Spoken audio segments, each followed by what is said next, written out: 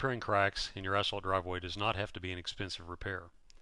Using our asphalt crack caulk is easy and cost effective and does not require any special tools.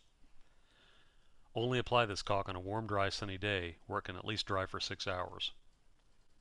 Simply clean the crack with a screwdriver or similar tool, removing all the dirt and debris, then use a stiff broom or pressurized air to clean the crack of loosened debris.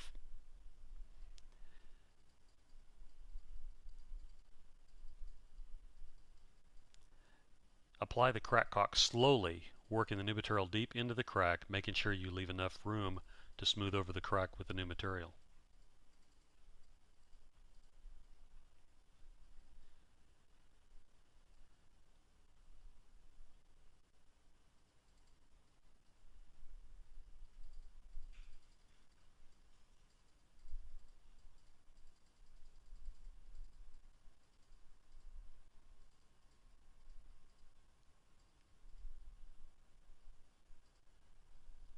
And finally, smooth the fresh caulk with a putty knife or similar tool and allow it to dry.